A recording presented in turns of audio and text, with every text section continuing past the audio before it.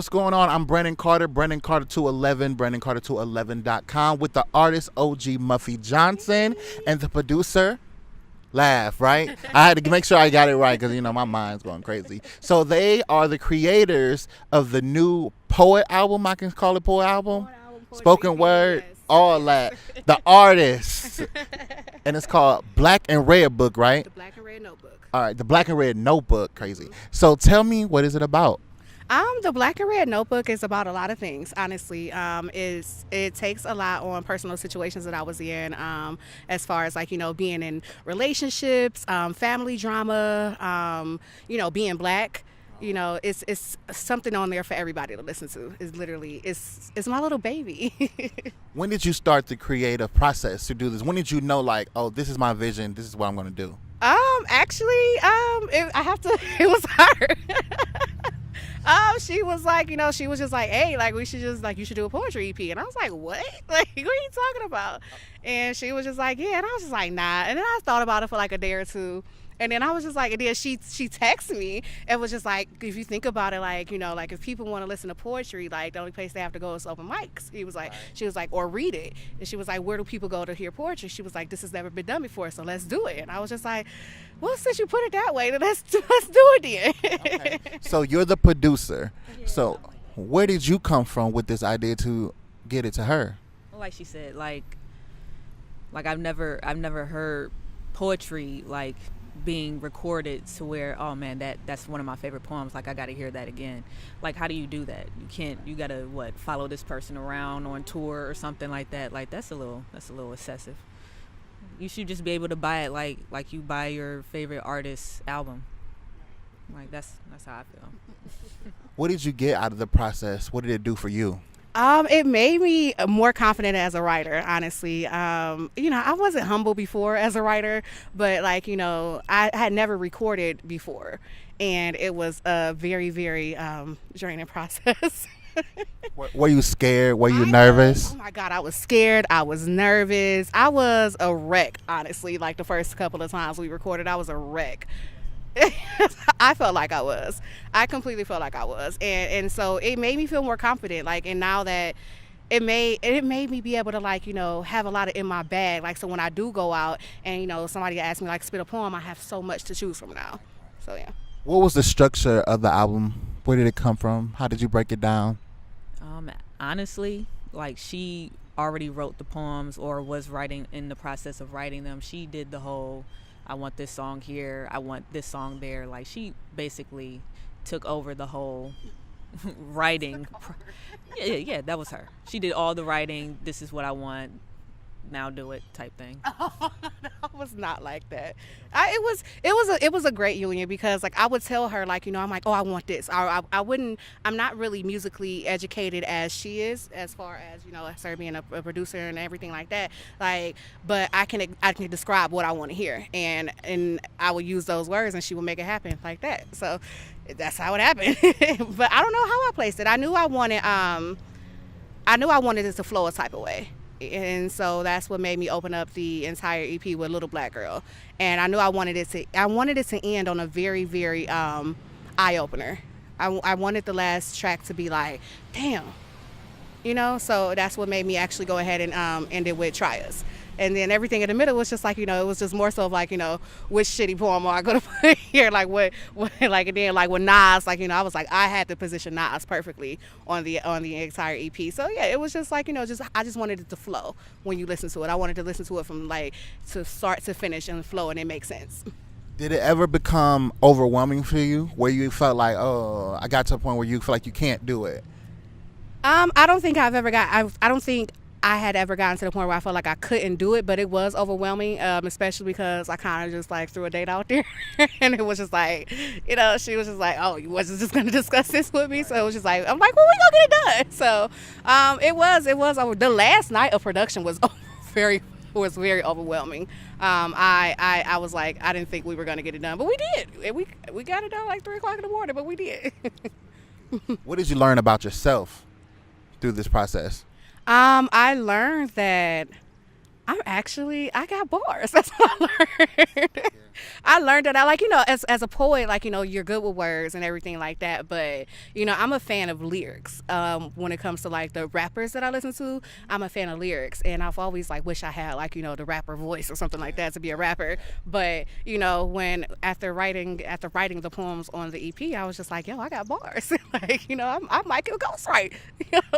Who were some people that inspired you? Like, who were the MCs that inspired you, or the poets that inspired you? I got inspired by a lot of her. That album is Bible right now. I got inspired by her. I got inspired by I was listening to a lot of They and Erykah Badu during the process, just to get in my little weird arty mode.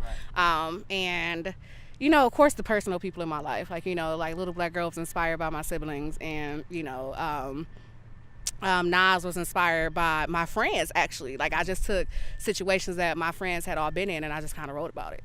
And Trials, of course, was, I was inspired by the world by that, definitely. So, well, we are at the old stomping grounds, the Wood, and me and you started out in Collinwood Creations when we was young gunners. You know what I'm saying? What do you remember about the times we were in Collinwood Creations and being young poets then? We thought we knew everything then about. We couldn't tell us nothing about poetry back then. What did you remember? I remember being so deep.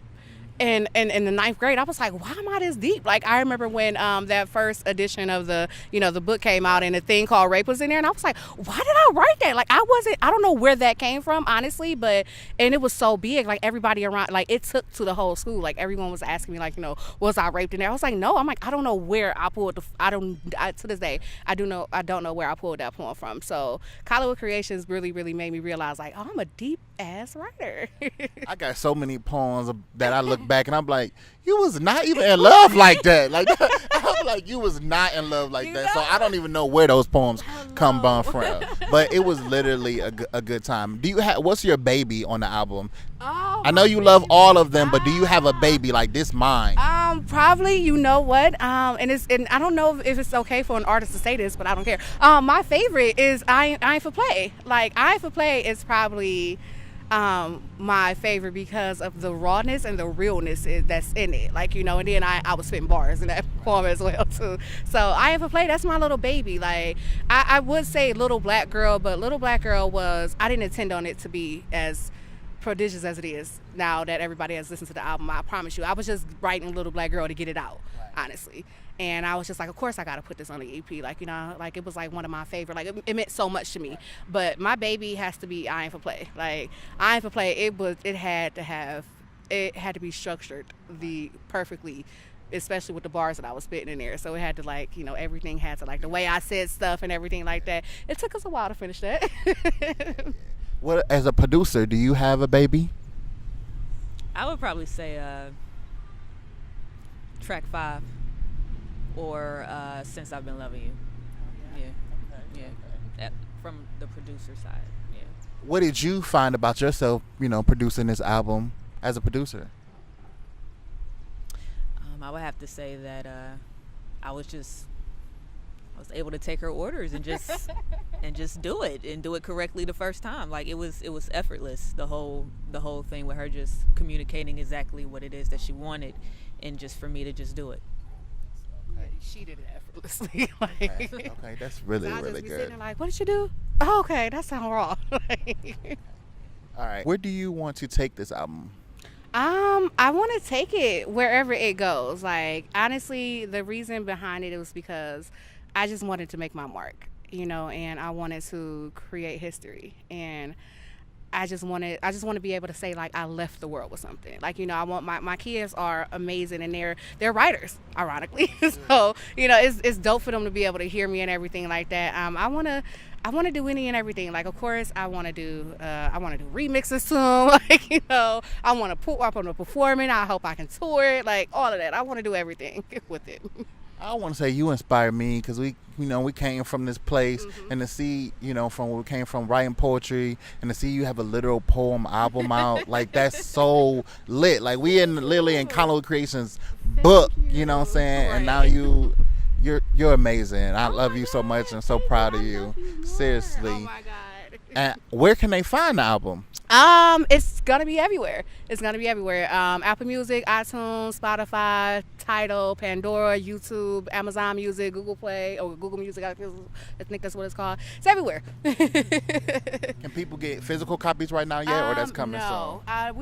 We haven't decided if we wanted to do physical. I know copies that's yet. literally old I know, school AF. I know. That's literally old school. That Say I would like physical copies. I mean, even if you got them to just like hand them out here and there, because majority of the generation now, absolutely, we gonna be on Apple Music, Tidal, because that's how we get music, Right. whatever. So, but if you're out on the street like bean pies, here you go, baby, whatever you like. So tell them where they can find you, your social media handles. On Instagram, I am OG_Muffy Johnson. On Twitter, I am Muffin Stuff. I will never give up that name, ever. On Facebook, of course, both of my pages. I have my artist page, which is of course OG Muffy Johnson, and my regular page is Salita Lee Johnson. I'm very good at keeping everybody up to date with what's going on with shows and anything like that and everything. So yeah. What are your social media handles? Instagram, The Lucky Lav, Twitter at The Lucky Lav, and my Facebook page is Lavish D Lucky One. So. And before you go, you have to please recite a poem for us, okay? You just gotta ask me to do You know what I'm saying? You can't have a Beyonce of poetry and not sing some, I something. described us as the Tony Tone of the poetry world the other day. I mean, some. You gotta sing some. Little black girl, no one wants you. They don't want to recognize all the hard work that you do. They just want to ignore all the bullshit you done been through. Little black girl, they do not want you. Why'd you have to do that to them? Especially when you're already being judged by society by the color of your skin. And to top it off, from time to time you lay with women, so I guess you living in sin. Little black girl, with them you will never win. Because no matter how hard you try to accept it, just expect it. Little black girl, with them you will never be respected. Little black girl, they will always want you to lose, as they pray for a slip up on your next move, when just a week ago niggas was getting along and sisters was getting married, shit was all cool. Trust me, little black girl, you are more than just a fool. Trust me, you are more than just a little black girl that they will only see.